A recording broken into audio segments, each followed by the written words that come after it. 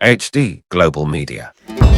Munyemera amakuru yacu tuhere mu Rwanda tubabwire ko ku munsi w'ejo Perezida Paul Kagame yagiranye ibiganiro n'umuyobozi mukuru wa NBA Africa Claire Kamanzi, Perezida wa BAR Amadou Gallo Fall na Leah Msnab ushinzwe ibikorwa mpuzamahanga muri NBA bagaruka ku buryo irushanwa rya BAR ryateye imbere byihuse mu myaka ine ishize n'uburyo imikino ishobora kubyarira Afrika amahirwe y'iterambere.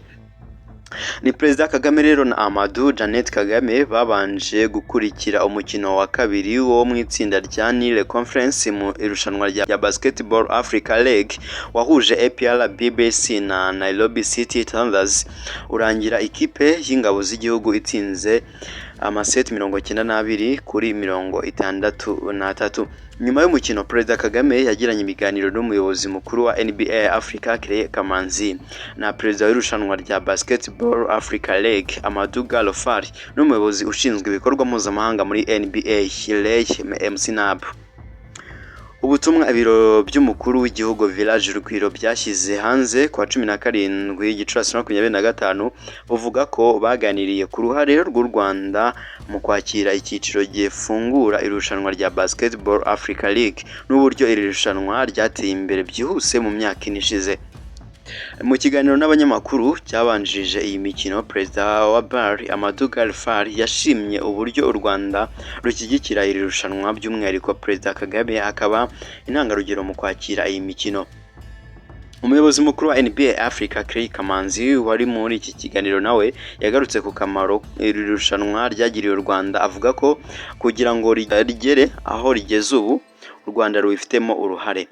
U Rwanda rero ni umufatanyabikorwa wa BAR kuva muri 2021 muri uyu mwaka rwakiriye itsinda rya Nile Conference rihuriyemo amakipe ya APR BBC, MBB Blue Soldiers, Al Ahly Tripoli na Nairobi City Thunder.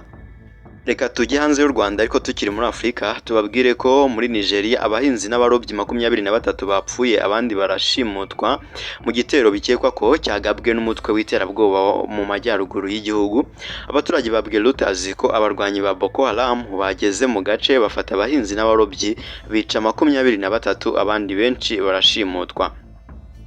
Abaturage bagerageje kujya gufata imirambo y'abaturage ariko abarwanyi ba Boko Haram barabirukana. Umutwe w'iterabwoba naho rero kandi bino ntabwo baye bwa mbere kuko ubundi mu kwezi gushize umuyobozi wa leta ya Borno ni muri Nigeria nyine yemeje ko Boko Haram yubuye ibitero no gushimuta abantu, ariko ni nyuma y'uko leta yari yavuze ko aka gace yagasubijemo umutekano. Naho kandi hanze y'u Rwanda Perezida wa Leta Zunze Ubumwe za Amerika Donald Trump yatangaje ko azagirana ikiganiro kuri telefone na Perezida w'Uburusiya Vladimir Putin aho bazaganira ku guhagarika intambara muri Ukraine n'ibijyanye n'ubucuruzi. Ni kwa 17 Gicurasi 2025 Perezida Trump akoresheje urubuga yashinze rwa Truth Socials yatangaje ko iki kiganiro cyo kuri telefone kizaba kwa 19 Gicurasi 2025 kongera ngo murumva ko atari na kera ni ku munsi w'ejo gusa. Trump rero yavuze ko yizeye ko uwo munsi uzaba uw'umusaruro ndetse ko amasezerano yo guhagarika intambara ashobora kugerwaho. Uyu mukuru w'igihugu kandi yakomeje avuga ko namara kuganira na Putin ateganya kuganira na Vladimir Zelensky wa Ukraine ndetse n'abandi bayobozi b'ibihugu biri mu muryango wa NATO. Ibijyanye n'iki kiganiro cya Trump na Putin byemejwe kandi n'umuvugizi w'ibiro bya Perezida w'Uburusiya Dmitry Peskov wavuze ko bari gutegura iki kiganiro gusa yirinda gutangaza byinshi bizakigarukaho.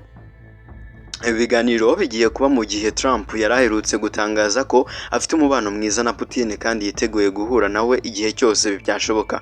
Ni mu gihe intumwa za Ukraine n'Uburusiya ziherutse guhurira Istanbul muri Turukiya, aho impande zombi zemeranyije guhererekanya imfungwa 1000 kuri buri ruhande no gukomeza ibiganiro nibamara gutegura imishinga y'amasezerano yo guhagarika intambara.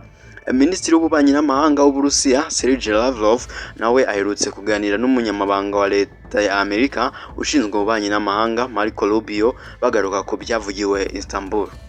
Tukiri hano muri Amerika, reka tubabwire ko umuyobozi w'umujyi wa New York Eric Adams yatangaje ko byibuze abantu 2 bapfuye, abandi bagera kuri 22 barakomereka mu mpanuka y'ubwato bw'igisirikare cya Mexique bwagonze ikiraro cya Brooklyn. Iyi mpanuka yakozwe n'ubu bwato buzwi nka Cotemoque mu ijoro ryo kwa 17 Gicurasi 2025 ubwo bwari buri mu rugendo rw'imyitozo no gusura ibihugu bitandukanye. Iyi mpanuka yabaye rero ubwo bwageragezaga kunyura munsi y'ikiraro ariko burakigonga bituma bimwe mu bice by'ubwato bigwa mu mugezi wa East River. Polisi ya New York yatangaje ko ubu bwato bwari buvuye ku cyambu cya Manhattan bugiye mu nyanja ariko buhindukira bujya mu cyerekezo cy'ikiraro. Amakuru yibanze avuga ko bushobora kuba bwagize ikibazo cya moteri. Umuyobozi wa New York Eric Adams yavuze ko iyi ari inkuru ibabaje cyane kandi ko abayobozi barimo gufasha abakomeretse ngo bajyanwe kwa muganga. Ubuyobozi bw'igisirikare cyo mu mazi cya Mexique bwo rero bwatangaje ko ubu bwato bwari butwaye abantu 200 ndetse ko hari gukorwa iperereza ku cyateye iyi mpanuka ngo bamenye uwagwanya kuri. Reka dusoreze kuri iyi nkuru tubabwira ko abayobozi b'umutwe wa Hamas batangaje ko hatangiye ibiganiro bishya bigamije kurangiza intambara muri Gaza. Ibi byabereye i Doha. Umujyanama w'umuyobozi mukuru wa Hamas Tahir al-Naou yabwiye BBC ko ibiganiro byatangiye i Doha kwa 17 Gicurasi 2025 ubwo urumva ni ku munsi w'ejo washize, ndetse impande zombi nta mirongo ntarengwa zitwaje. Minisitiri w'ingabo wa Israel Katz yatangaje ko abayobozi ba Hamas bagiye mu biganiro biziguye muri Qatar kugira ngo bumvikane ku guhererekanya imbohe. Israel yatangaje ko izahagarika ibitero mu gihe Hamas ikibangamiye umutekano w'igihugu kandi igifite imbohe z'igihugu. Rero ni nyuma yuko Israel yari yatangaje ko abasirikare biteguye kujya mu bikorwa bya gisirikare bigamije gufata ibice by'ingenzi bya Gaza. Byitezwe ko ibihumbi by'abasirikare ba Israel bashobora kwinjira muri Gaza mu bihe biri imbere. Reuters, iki ni ikinyamakuru yanditse ko mu masaha 24 yonyine ibitero bya Israel byahitanye abantu 146 muri Gaza. Israel yavuze ko yarashe ibikorwa remezo 150 bya Hamas muri Gaza.